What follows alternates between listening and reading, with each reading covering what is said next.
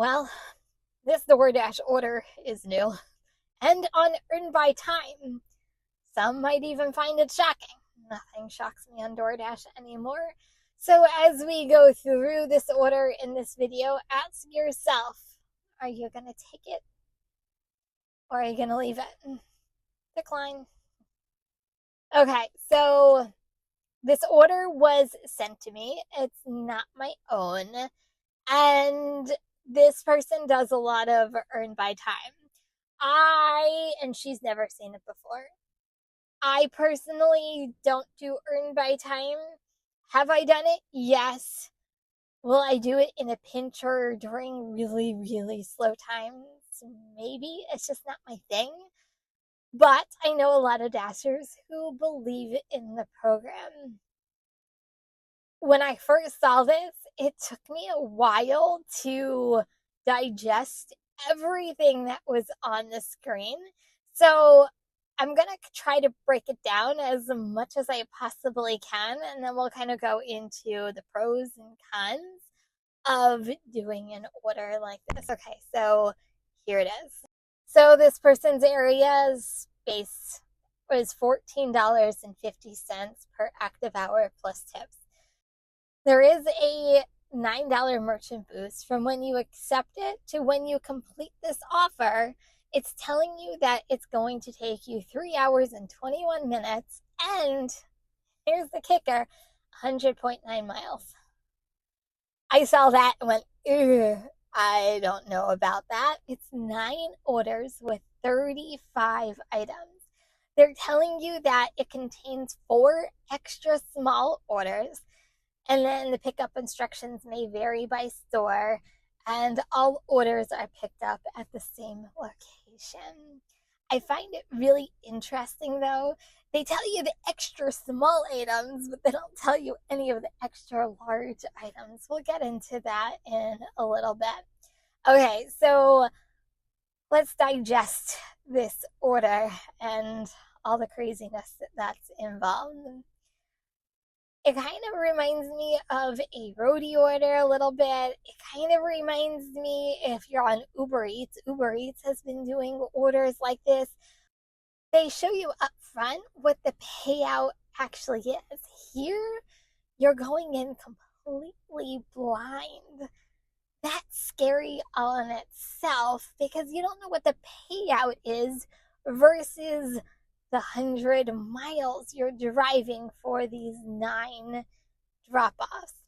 Granted, this person says they're pretty much in a rural area, so they're used to driving distances to get to places. It's something that's a norm from them as a DoorDash driver. I guess I'm not used to it because I'm in a very small condensed state. To me, that sounds absolutely wacky to me. So to me, there's a lot of unknown factors that go into this, but let's start with the pros and cons. Okay, so here, let's start with the positive first.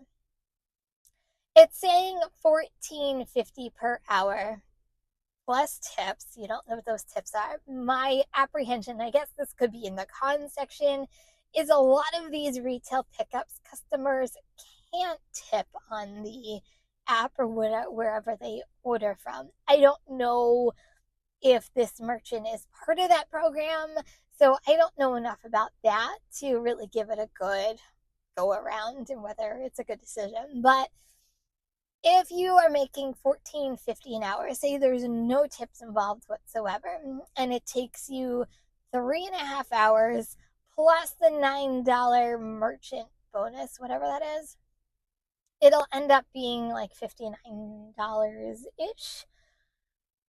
So we'll call it $60 for 3.5 hours worth of work.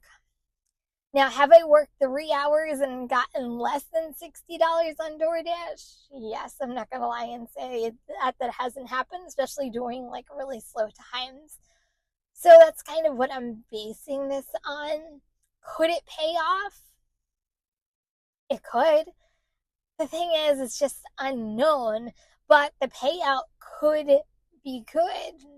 Just off of the base they calculate everything on time when it comes to EBT.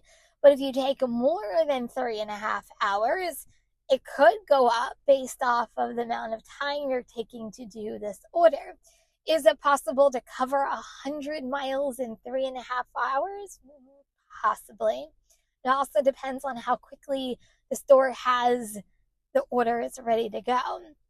I've walked into merchants before and they haven't been ready. Sometimes you have to wait for them because they're still picking the order. So you have to really know the retail pickups you're going to see if this is worth it. And a lot of it, this order is based off of possibility. I like guarantees. I think that's why I gravitate more towards earn per offer than earn by time. But that's just my own personal preference. So let's go over the cons. I feel like there's a lot more. So 100 miles, I'm telling you, that is what my hang up on this whole entire order is. If you're looking at just the face value of making $60 in 3 hours, you're going to be losing money just based off of miles to money ratio, if that's what it comes down to. In my opinion, it is just way too much of a liability, and it is a complete gamble. Maybe you like gambling. I usually like going to casinos too, but when it comes to my money, that's something a lot of times I'm not a big gambler with. So to me, this is very risky. If you take longer, does it affect your on-time rate? And does it affect your on-time rate for now 9 orders? I don't have those answers for those of you who are in the new program. And if you are late, say you're considerably late and it takes you like 4 hours instead of 3.5 hours. Granted, a lot of these drops, because I know a lot of dashers who do Dash Link, finish beforehand, which that can be another con, because if you finish quicker than the 3 hours and 21 minutes, then you're going to be losing even more money because it's based off of how long it took you. But if you are late, considerably late, are you considered milking the clock? And then you can be labeled fraud, and then it could lead to deactivation. See, risky, I'm telling you. Next thing is you have absolutely no clue what these 35 items are, or 9 orders. 3 of the 9 orders we know are extra small. Okay, great. Well, that leaves the extra 6. What happens if you get like 8 bags of mulch? Or what happens if you get 8 bags of concrete? I don't know. And here's another thing. If you say you take this order and you go to the merchant and you're looking at the order and they come out with something ginormous, you're like, that's not going to fit in my car. But what happens if it's not one order? What happens if 3 of the items are huge and you look at your car and you're like, where the heck is this going to fit? And you're like, I don't know. So now, if you have to cancel, you have to cancel 3 orders because they don't fit in your car, which each one now counts against your completion rate. Yikes. I feel like there's a lot to this order. And there's a lot of unknown factors that, to me, there's too many unknown factors, at least in my opinion, on whether I would actually do this order. To me, it would be a hard no. I asked another friend of mine who does DoorDash, and they said, why not? $60 in 3 hours? I would give it a go. Who knows? It could go up. I guess they're willing to gamble. I'm not willing to do that because I feel like if I do earn per offer, then I can make a little bit more money, if not a lot more money, during the same amount of time, and I'm driving less miles. At least that's my logic. Honestly, my biggest hang up, there's 2 big hang-ups I have on all this. First of all, you don't know what the items are. And second of all, that 100 miles. That's what's getting me every single time. Okay, now it's your turn. What do you think?